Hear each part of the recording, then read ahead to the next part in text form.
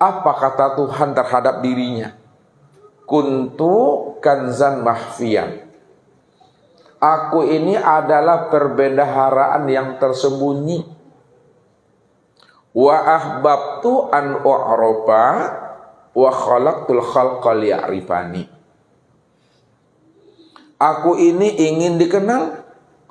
Karena aku ini ingin dikenal, maka aku mentajalikan diriku.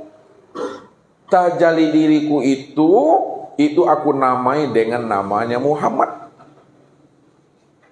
Supaya Muhammad itu dia mengenal akan aku bahwa sesungguhnya aku inilah yang wujud pada dirinya.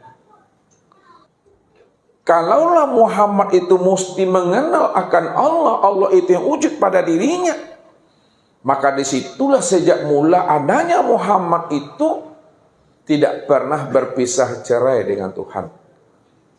Tak pernah berpisah cerai dengan Tuhannya. Disitulah letaknya dia itu tunggal. Dia itu telah muwahhid, dia itu ahad bersama Tuhannya itu. Kalaulah dia itu ahad, muwahhid, tunggal dengan Allah, lalu siapa Muhammad, siapa Allah itu sebenarnya? Bahwa Allah dan Muhammad, Muhammad dengan Allah itu esa. Esa itu tunggal, tunggal itu ya dirinya semata-mata. Jadi nggak pernah berpisah cerai antara Allah dengan Muhammad, Muhammad dengan Allah. Ketika itu Bapak Ibu, barulah terzahirlah namanya Nur. Terzahir namanya Nur. Siapa nama Nur itu? Nur inilah yang disebut namanya dengan Nur Ilahi.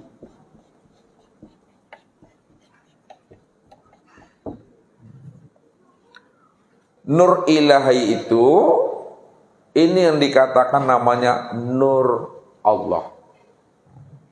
Nur Ilahi, ini yang disebut namanya Nur Allah.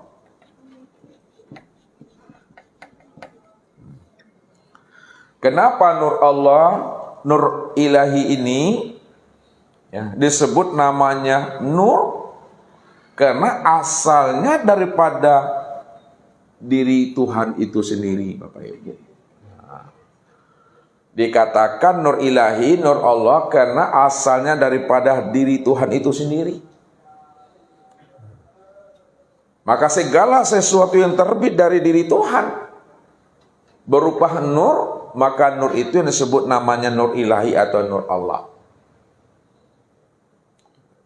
Kemudian Nur Ilahi atau Nur Allah itu betul-betul nyata dia Bapak Ibu.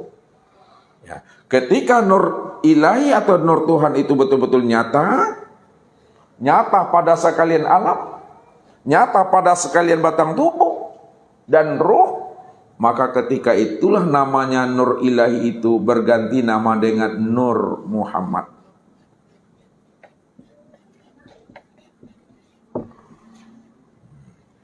Berganti nama dengan Nur Muhammad.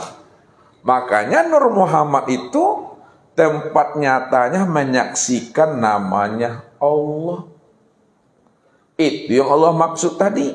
Wa khalaqtul khalqa liya'rifani. Aku ciptakan Muhammad itu supaya Muhammad betul-betul mengenal akan diriku bahwa akulah yang wujud pada dirinya. Maka sejak mula jadinya Nur Muhammad ini tidak pernah berpisah cerai dengan Tuhannya. Nur Muhammad dengan Allah ini betul-betul tunggal, betul-betul ahad, betul-betul wahid. Tidak pernah berpisah cerai. Nah, siapa sebenarnya Nur Muhammad? Nur Muhammad inilah disebut namanya Ainullah. Nur Muhammad ini disebut namanya Ainullah.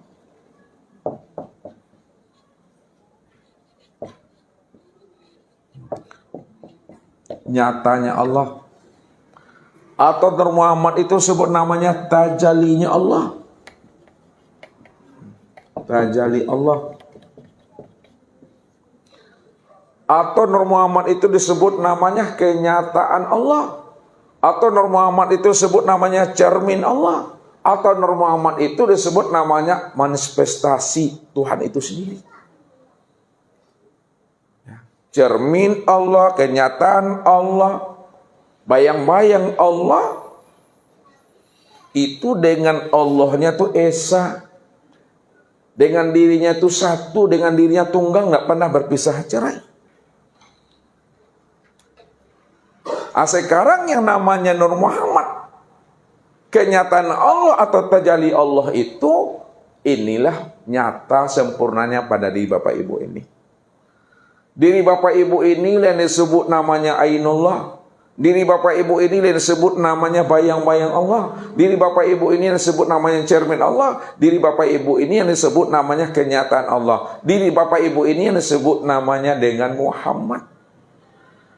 Maka Muhammad dengan Allah tunggal esa, tidak pernah berpisah cerai Bapak Ibu. Itu mesti dipahami. Ini yang diri kita sebenarnya.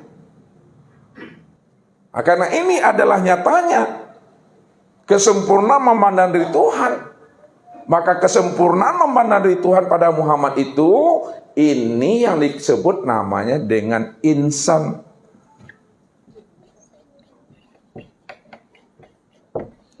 Baru disebut namanya insan Bapak Ibu. Siapa insan? Insan itu yang disebut namanya rahasia Allah.